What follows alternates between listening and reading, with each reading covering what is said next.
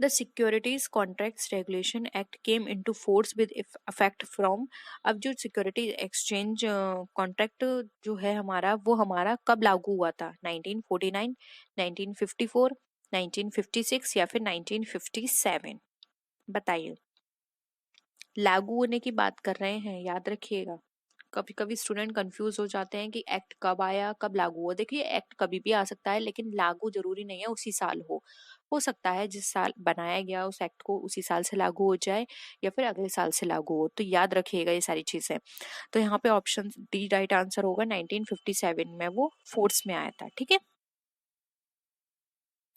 Next है the gilt edge market refers to the market for. अब gilt edge market कौन सा market होता है? इंडस्ट्रियल सिक्योरिटी के लिए, government and semi government securities के लिए, शेयर एंड वेंचर्स के लिए, या फिर पब्लिक लिमिटेड कंपनी सिक्योरिटीज के लिए? बताइए। गिल्ट एज मार्केट, देखिए गिल्ट एज मार्केट जो होते हैं वो हमारे बताते हैं government and semi government securities को। यानी कि इस मार्केट में जो सिक्योरिटीज यहाँ पे सेल करवाई जाती हैं वो होती है हमारी गवर्नमेंट की। अब वो गवर्नमेंट भी हो सकती है, वो सेमी गवर्नमेंट भी हो सकती है। वो लोग अपनी यहाँ पे सिक्योरिटीज को सेल करवाते हैं, यानी लिस्ट करवाते हैं। ठीक है, नेक्स्ट है largest mutual fund business in India is in the hands of. अब लार्जेस्ट म्यूचुअल फंड का जो बिजनेस है वो इंडिया में किसके हाथों में है? Unit trust of India, state bank of India, Canara bank या फिर टाटा कंपनी? बताइए, सबसे ज्यादा मार्केट म्यूचुअल फंड का किस में है? देखिए, अगर हम बात करें लार्जेस्ट म्यूचुअल फंड बिजनेस की इंडिया के अंदर, तो सबसे ज्यादा वो मार्केट है यूनिट ट्रस्ट ऑफ इंडिया के पास। सबसे ज्यादा मार्केट इसका है, इसलिए ऑप्शन ए यहाँ पे यूनिट ट्रस्ट ऑफ इंडिया हमारा राइट आंसर हो जाएगा। नेक्स्ट है private sector mutual funds were permitted in India in the year. अब जो प्राइवेट सेक्टर म्यूचुअल फंड्स हैं वो परमिटेड होते हैं इंडिया में किस साल? 1964 में परमिट हुए, 1993, 1992 या फिर नन ऑफ दीज? बताइए, प्राइवेट सेक्टर को कब परमिशन मिली?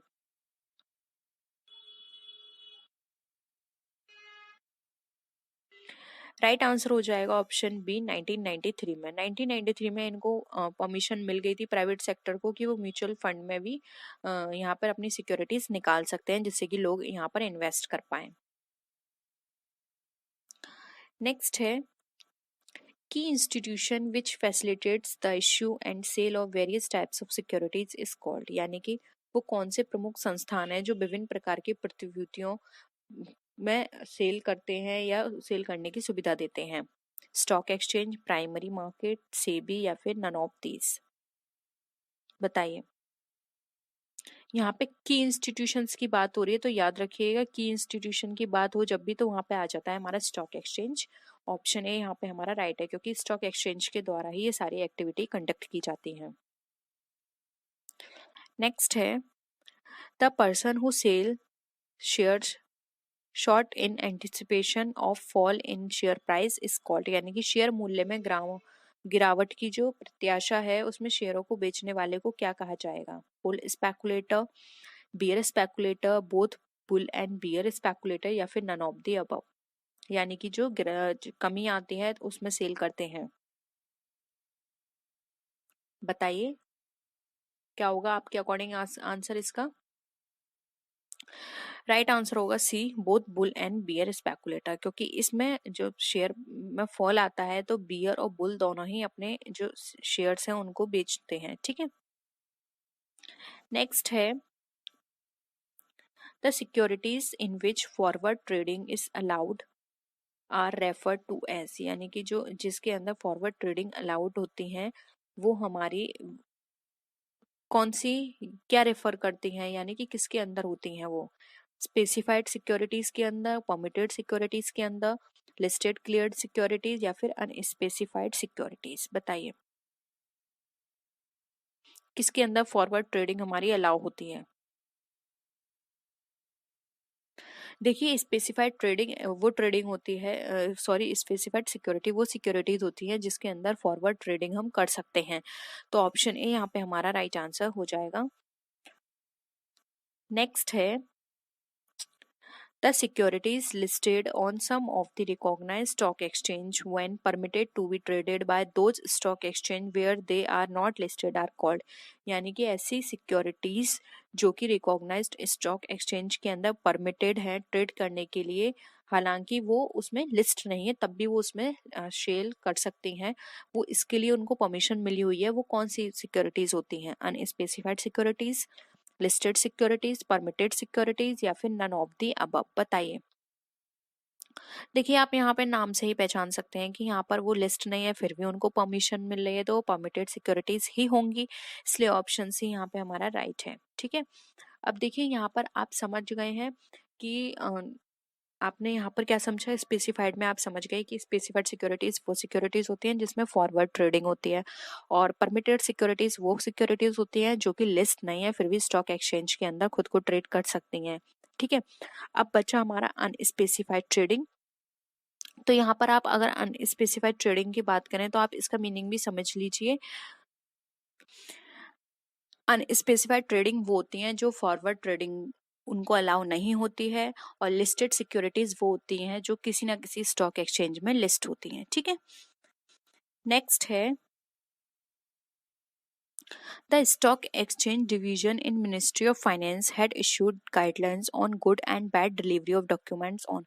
यानी कि जो हमारा वित्त मंत्रालय था, यानी कि मिनिस्ट्री ऑफ फाइनेंस, उसने एक्सचेंज डिवीजन में स्टॉक एक्सचेंज डिवीजन ने दस्तावेजों के अच्छे और बुरे वितरण का निर्देश कब जारी किए थे, आपको वो डेट बतानी है। 30 अगस्त 1991, 15 जुलाई 1964, 30 मार्च 1986 या फिर 19 मई 1966 में। बताइए कब वो गाइडलाइन उन्होंने जारी की थी।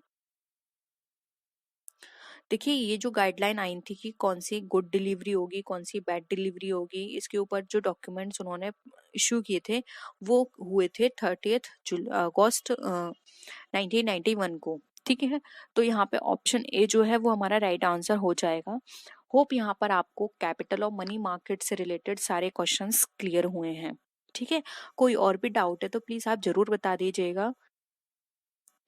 नेक्स्ट है when the movement of price of share is upward. आपने पहले डाउनवर्ड पढ़े थे, अब यहाँ पर है अपवर्ड। जब हमारे प्राइस का मूवमेंट, शेयर का मूवमेंट हो रहा है, लेकिन वो मूवमेंट कब हो रहा है जब हमारे प्राइस अपवर्ड में है, तो उसको क्या बोले, बुलिश, बेरिश, स्पेकुलेटिव या फिर नन ऑफ दी। बताइए। ऑब्वियस है, जब हमारे डाउनवर्ड थे तो उसको हमने बेरिश नाम दिया था, तो यहाँ पर इसका जो हो जाएगा वो हो जाएगा बुलिश। यानी कि मूवमेंट हो रहा है और वो अपवर्ड में हो रहा है तो वो है बुलिश, और मूवमेंट हो रहा है लेकिन वो डाउनवर्ड में हो रहा है तो वो है बेरिश। ठीक है, तो ऑप्शन ए यहाँ पे हमारा राइट आंसर है। When the movement of price of share is downward it is called। यानी कि जब भी मूवमेंट होता है प्राइस का और वो प्राइस डाउनवर्ड में जाते हैं, यानी कि हम वो उनके जो प्राइस हैं वो गिर रहे हैं, तो उसको हम क्या बोलते हैं, bullish trend, bearish trend, speculative trend या फिर नन ऑफ दिस। बताइए। मूवमेंट तो हो रहा है लेकिन वहां पे वो कम हो रहे हैं, बताइए क्या होगा इसका। देखिए जब हमारे प्राइस डाउनवर्ड में जाते हैं तो उसको बोलते हैं हम, यहाँ पर जो हमारा आंसर आएगा वो होगा ऑप्शन नंबर बी, बियरिश। ठीक है, बेरिश यानी मंदी की प्रवृत्ति, यानी कि कमी आ रही है मार्केट में, ट्रेंड में, और वो जो प्राइस है वो कम हो रहे हैं यानी मंदी आ रही है। नेक्स्ट क्वेश्चन है इन बुल मार्केट बदला चार्जेस विल बी। अब बुल मार्केट जो होता है उसमें बदला चार्जेस जो होते हैं वो क्या होते हैं, किस तरह के, हाई होते हैं, मॉडरेट होते हैं या फिर लो होते हैं। बताइए। देखिए इसका जो आंसर है वो है ऑप्शन ए, जो बदला चार्जेस होते हैं वो हमेशा हाई रहते हैं बुल मार्केट के अंदर, इसलिए ऑप्शन ए हमारा करेक्ट होगा।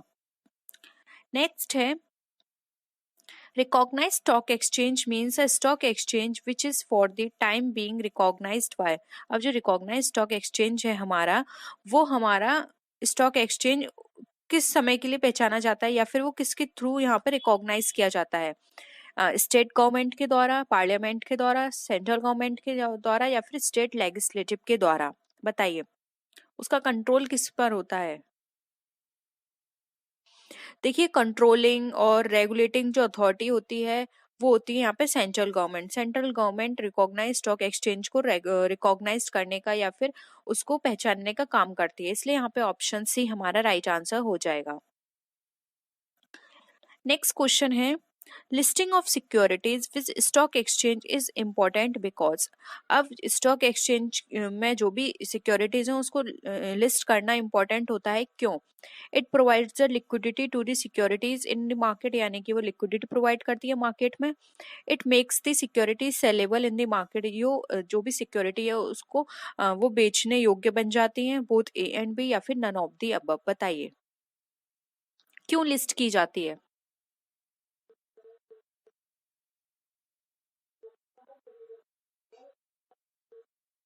देखिए किसी भी स्टॉक एक्सचेंज में जब भी हम सिक्योरिटीज को लिस्ट करते हैं तो इसका मतलब यहाँ पर ये होता है कि वो सिक्योरिटीज मार्केट में लिक्विडिटी प्रोवाइड करेगी। It provides liquidity to the securities in the market. Okay, इसलिए यहाँ पे ऑप्शन ए हमारा राइट आंसर हो जाएगा।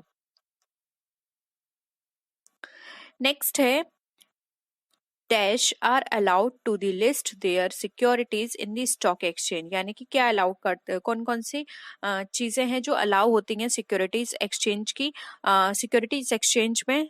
बताइए। पब्लिक कंपनीज की सिक्योरिटीज अलाउ होती हैं, प्राइवेट कंपनी जो होती हैं वो अलाउ होती हैं, या फिर पब्लिक और प्राइवेट दोनों अलाउ होती हैं, या फिर नन ऑफ दी अबव? किस तरह की सिक्योरिटीज यहाँ पे अलाउबल होती हैं?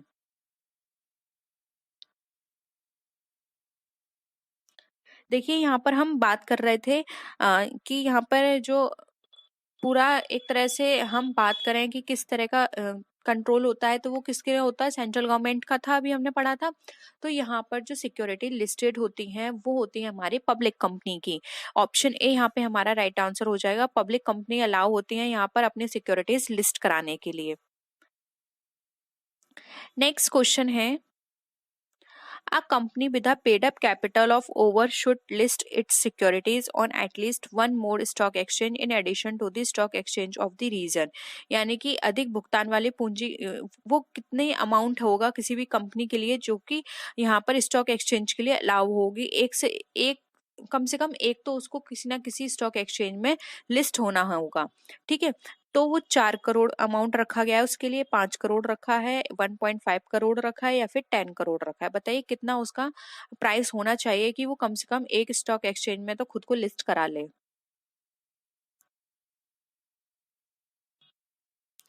देखिए आंसर होगा 5 करोड़। किसी भी कंपनी की 5 करोड़ जो प्राइस है या फिर उसकी कैपिटल है वो होनी चाहिए, तभी वो एक से कम, मतलब कम से कम उसको एक में तो लिस्ट कराना होगा। और कोई भी कंपनी एक से ज्यादा स्टॉक एक्सचेंज में भी खुद को लिस्ट करा सकती है, लेकिन एक में तो उसको कराना ही पड़ेगा। ठीक है, तो ऑप्शन यहाँ पे बी हमारा राइट आंसर हो जाएगा, 5 करोड़। और अगर आपका घुमा के क्वेश्चन आता है कि एक कंपनी एक से ज्यादा स्टॉक एक्सचेंज में खुद को लिस्ट करा सकती है, तो यस वो करा सकती है। वो बीएसई में भी खुद को लिस्ट करा सकती है और एनएसई में भी खुद को लिस्ट करा सकती है। नेक्स्ट क्वेश्चन है, no person shall be liable to be elected as a member of recognise stock exchange if, यानी कि कोई भी पर्सन, यहाँ पर कोई भी व्यक्ति स्टॉक, अगर उसको वहाँ पे वो रिकॉग्नाइज स्टॉक एक्सचेंज है वहां पर उत्तरदायी नहीं होगा। कौन सा पर्सन वहां पे इलेक्ट नहीं हो सकता? अगर उसकी 21 साल से कम एज है वो, या फिर वो भारत का नागरिक यानी कि सिटीजन नहीं है वो, बोथ ए एंड बी, या फिर नन ऑफ दी अबव। बताइए कौन सा पर्सन इलेक्ट नहीं हो सकता किसी भी रिकॉग्नाइज स्टॉक एक्सचेंज में?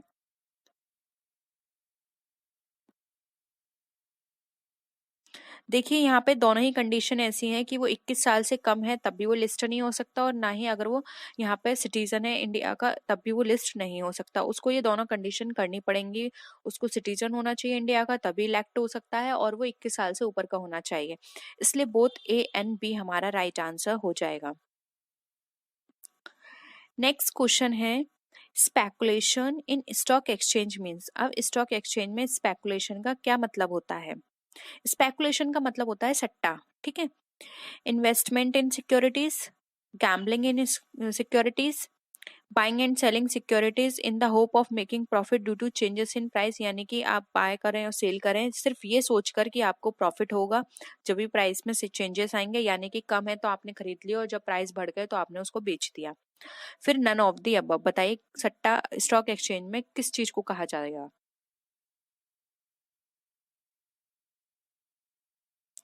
देखिए अगर हम इन्वेस्ट करें तो इन्वेस्ट यहाँ पे प्रॉपर मीनिंग इसका नहीं निकल कर आएगा, क्योंकि इन्वेस्ट जरूरी नहीं है सिर्फ स्टॉक एक्सचेंज में हो, इन्वेस्ट हम बहुत सारी चीजों में भी करते हैं, जैसे कि रियल एस्टेट में करते हैं, गोल्ड में करते हैं, ठीक है। गैम्बलिंग, गैम्बलिंग ये एक तरह से इलीगल वर्ड हो गया। हम गैम्बलिंग यहाँ पे परफेक्ट वर्ड नहीं है इसके लिए, क्योंकि ये सारी चीजें तो हम लीगली कर रहे हैं और गैम्बलिंग एक लीगल वर्ड को शो कर रहा है, जैसे हम लीगल एक्टिविटी कोई कर रहे हो, ठीक है। तो गैम्बलिंग भी नहीं होगा, इन्वेस्टमेंट भी नहीं होगा।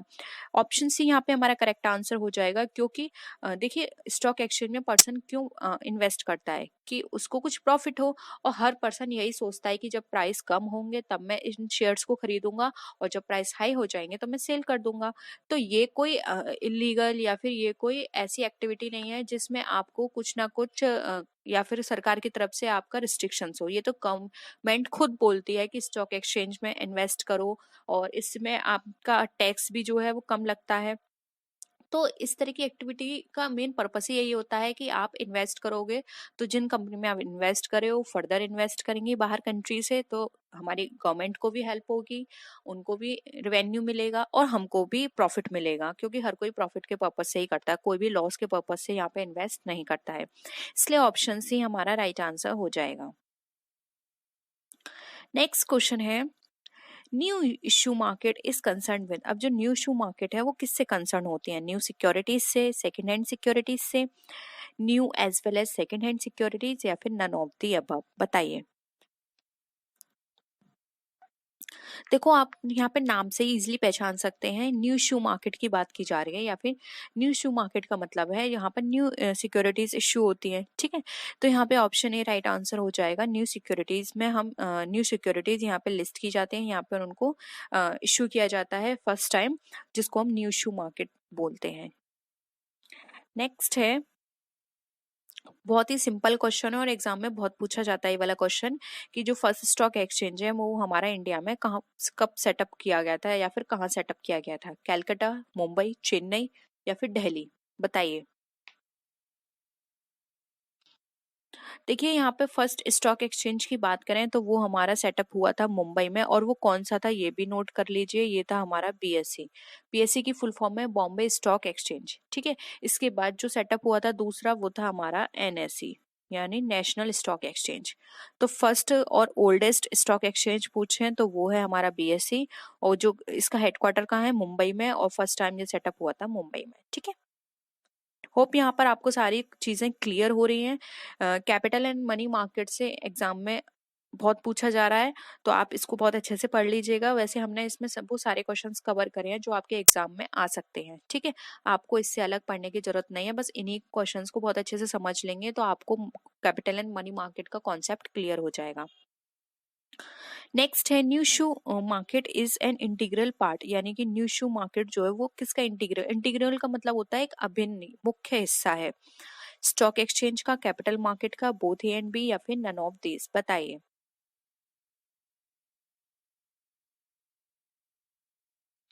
देखिए राइट आंसर होगा यहाँ पे option b, new issue market जो है वो कैपिटल मार्केट का मेन पार्ट होता है, इसलिए ऑप्शन बी यहाँ पे हमारा राइट आंसर हो जाएगा। नेक्स्ट है, which of the following is not a speculators in the stock exchange, यानी कि इसमें से कौन सा स्पेकुलेटर नहीं है स्टॉक एक्सचेंज में, ब्रोकर, बुल, बियर, या फिर स्टैग। ये नाम है,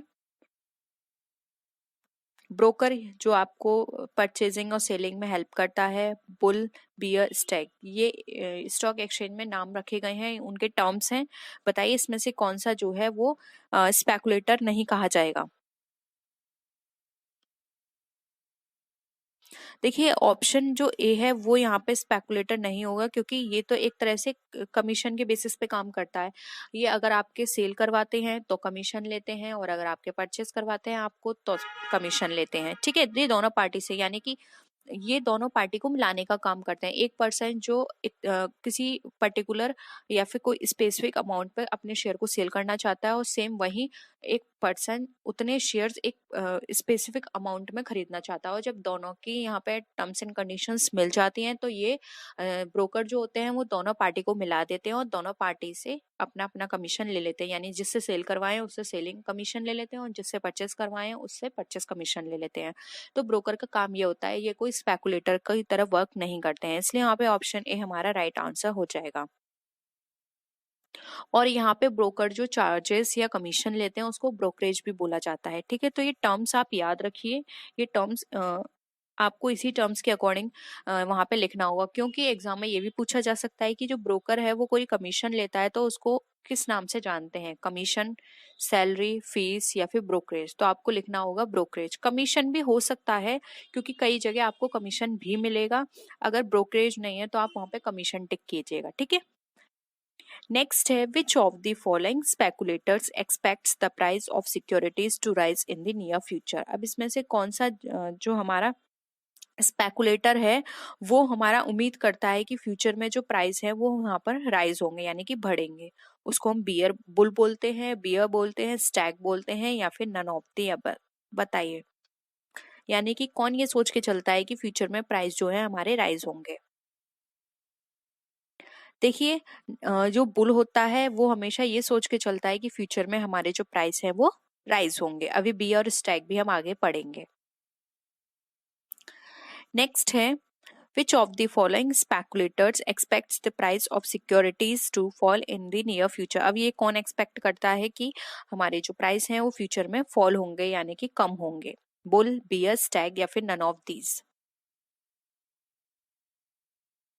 देखिए, ऊपर हमने पढ़ा था कि ये फॉल वो राइज होते हैं तो उसको बुल बोलते हैं, तो आप यहाँ पे इजीली बता सकते हैं कि जो फॉल हो रहे हैं वो हमारा बियर सोचेगा, ठीक है। तो ऑप्शन बी यहाँ पे हमारा राइट आंसर है।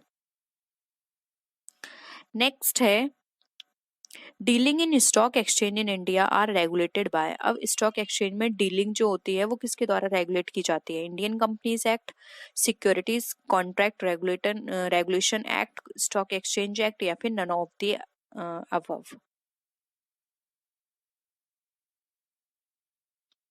देखिए, जो भी डीलिंग होती है हमारे स्टॉक एक्सचेंज के अंदर वो हमारी रेगुलेट की जाती है सिक्योरिटीज कॉन्ट्रैक्ट रेगुलेशन एक्ट के द्वारा। ये देखते हैं कि कहीं वो डीलिंग गलत तरीके से तो नहीं हो रही है या फिर कोई भी पर्सन सट्टेबाजी, तो सट्टेबाजी का मतलब होता है बहुत ज्यादा उन्होंने पूल तो नहीं बना के रखा है मार्केट में, एक ही पर्सन ने बहुत सारी खरीद ली है और उनको वो सेल नहीं कर रहा है, तो इससे क्या होता है बहुत ज्यादा प्राइस बढ़ जाते हैं, क्योंकि जब आप पूल बना के चलोगे तो मार्केट में प्राइस बहुत हाई हो जाएंगे जिससे गलत इम्पैक्ट पड़ेगा, ठीक है। मार्केट की जो एक्टिविटीज हैं वो सारी खराब हो जाएंगी, तो ये सारी चीजें देखना इनका काम होता है। तो ऑप्शन भी यहाँ पे हमारा राइट आंसर हो जाएगा। नेक्स्ट है, कॉन्टेंगो चार्ज इज पेड बाय। अब कॉन्टेंगो चार्ज जो है वो किसके द्वारा पेड किए जाते हैं, बुल स्पेकुलेटर के द्वारा बियर स्पेकुलेटर को, बियर स्पेकुलेटर के द्वारा बुल स्पेकुलेटर को, lame duck to bull speculator या फिर नन ऑफ दी अबव। बताइए, कॉन्टेंगो चार्ज क्या है।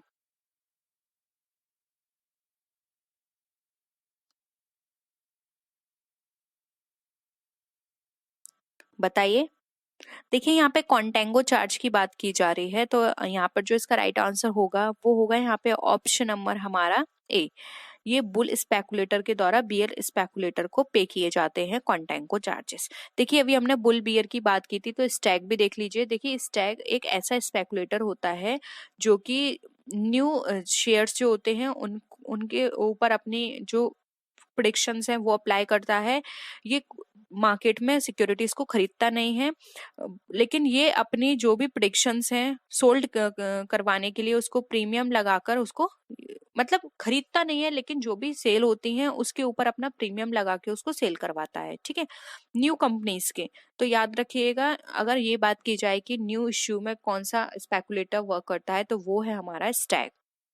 वहीं अगर हम लैम डक की बात करें जो भी आपने पढ़ा था, तो जब कोई भी बियर स्पेकुलेटर ये फाइंड आउट करने में उसको बहुत डिफिकल्टी होती है किसी भी तरह के कमिटमेंट को, तो वहां पे वो बहुत तरह की स्ट्रगलिंग करता है, तो वहां पर उसको लैम डक बोला जाता है, ठीक है। और इन सब चीजों को हम दोबारा जब हम थ्योरी क्लासेस करेंगे तो वहां भी डिस्कस कर लेंगे। और अगर आपको क्लियर हो गया है तो आप बता दीजिएगा, नहीं तो हम और चीजें करेंगे क्योंकि हमारे पास अभी बहुत सारा मैटर है डिस्कस करने के लिए। तो हम, अगर आपको पहले से ये सारी चीजें पता है तो हम उनको डिस्कस नहीं करेंगे, ठीक है। अब है बदला चार्ज। बदला चार्ज इज पेड बाय। अब बदला चार्ज किसके द्वारा पेड किया जाता है, बुल स्पेकुलेटर के करता है बियर स्पेकुलेटर को, बियर स्पेकुलेटर करता है बुल स्पेकुलेटर को, इधर ए और बे बी और बियर स्पेकुलेटर टू सेबी, यानी बियर स्पेकुलेटर करेगा सेबी को। बताइए बदला चार्जेस कौन पे करेगा?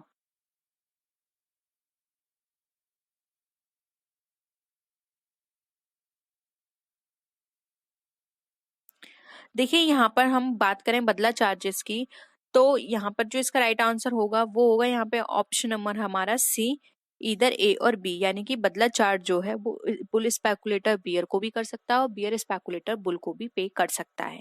ऑप्शन सी यहाँ पे हमारा राइट है। नेक्स्ट है listing of securities in a stock exchange for the purpose of trading indicates that. अब जो भी लिस्टिंग हो रही है सिक्योरिटीज हमारी स्टॉक एक्सचेंज में, वो किस पर्पस से ट्रेडिंग होगी उनकी, ये क्या इंडिकेट करता है? At the time of listing companies financially sound, यानी कि जब भी वो लिस्ट हो रही है तो ये वो शो करेंगे कि कंपनी बहुत स्ट्रांग है, या फिर जब कंपनी लिस्ट करेगी तब वो ये बताएगी कि वो कंपनी लीगली रिकॉग्नाइज्ड है, यानी कि लीगली वो सारे वर्क कर रही है इसलिए वो लिस्ट हो रही है। थर्ड है हमारा the stock exchange guarantees about the financially soundness of A company, यानी कि स्टॉक एक्सचेंज एक तरह से ये गारंटी दे देगा कि हाँ ये फाइनेंशियली साउंड है। बताइए अगर कोई भी कंपनी लिस्ट होती है तो वो क्या इंडिकेट करती है?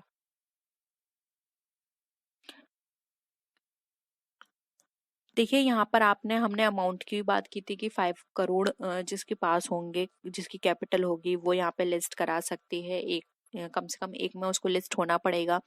तो इन सारी चीजों को समझते हुए भी आप इनका आंसर कर सकते हैं इजिली। देखिए यहाँ पर बी हमारा राइट आंसर हो जाएगा, फाइनेंशियली साउंड है, इसका सर्टिफिकेट ये प्रोवाइड नहीं करती कि हाँ लिस्ट हो गई है तो वो फाइनेंशियली साउंड होगी, या फिर वो ये गारंटी दे रही है कि फाइनेंशियली वो बिल्कुल स्ट्रांग है। इस तरह की चीजें लिस्टिंग का मतलब नहीं होता। लिस्टिंग का मतलब होता है कि कंपनी अगर लिस्ट हो गई तो यानी वो लीगली बाउंड है, यानी कि वो सारे काम लीगली तरीके से कर रही है। ठीक है, सिर्फ इतना ही उसका पर्पस है।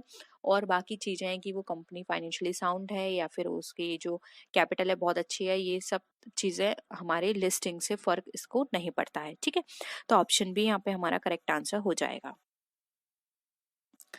नेक्स्ट है stock exchange deals with the. अब जो स्टॉक एक्सचेंज है वो किसके साथ डील करती है? Second hand securities, issue of preference shares, issue of equity shares, या फिर इश्यू ऑफ डिवेंचर्स। बताइए सेकंड जो स्टॉक एक्सचेंज है वो हमारा किसके साथ डील करेगा?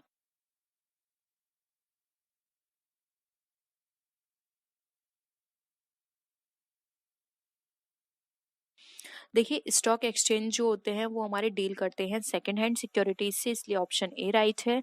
और अभी हमने फर्स्ट जो ये बात करी थी कि हाँ न्यू इश्यू शेयर्स किसके साथ डील करते हैं, तो वो है न्यू इश्यू मार्केट। ठीक है, दोनों अलग है, तो ऑप्शन ए यहाँ पे हमारा करेक्ट आंसर हो जाएगा। नेक्स्ट है the first mutual fund scheme in India was introduced by. अब जो फर्स्ट म्यूचुअल फंड है स्कीम है इंडिया में वो किसके द्वारा इंट्रोड्यूस की गई? गवर्नमेंट के द्वारा, reserve bank of India, unit trust of India, या फिर स्टेट बैंक ऑफ इंडिया?